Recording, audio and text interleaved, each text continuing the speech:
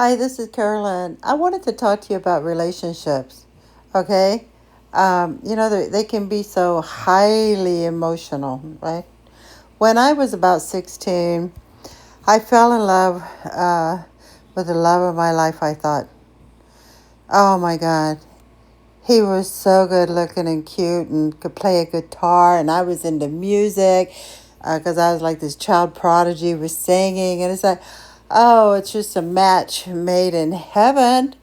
Just a match made in heaven. Oh my God, I just loved him so. So, well, he broke up with me. Broken-hearted I was, for sure. I was so broken-hearted, all I did was cry day and night, day and night, day and night.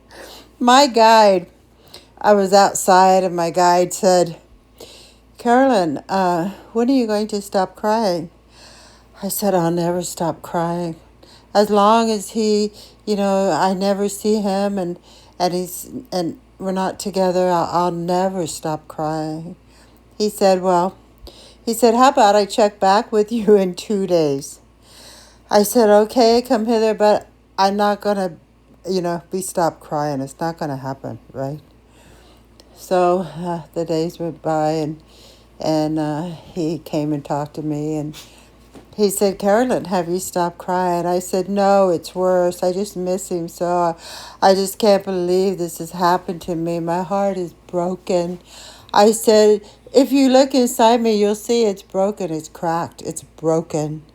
He said, Carolyn, your heart is not broken. He said, we'll give it a little bit of time. I said, okay. He said, and I'll come back and check on you again. I said, okay, and I kept crying and crying. It went on for a month. A month. My whole family was like, what is wrong with Carolyn? Well, I was heartbroken. Totally heartbroken.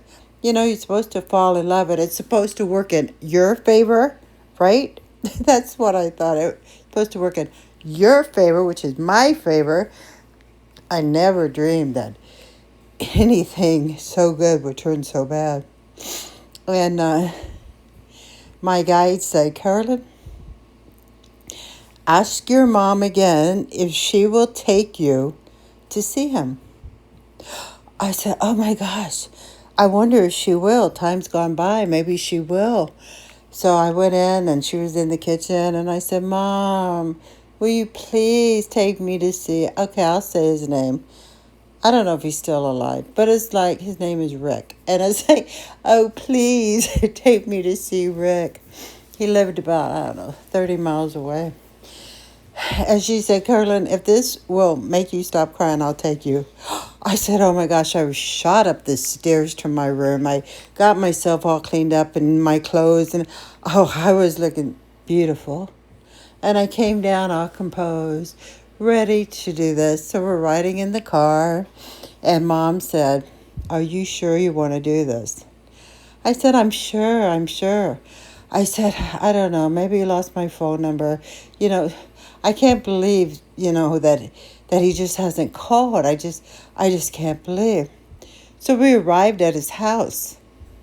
And Come Hither said, when you knock on the door, they're going to tell you he's not home. I said, okay.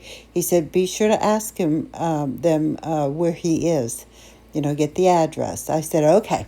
So I get out of the car and I walk up from the driveway and I knock on the door. No, he's not there.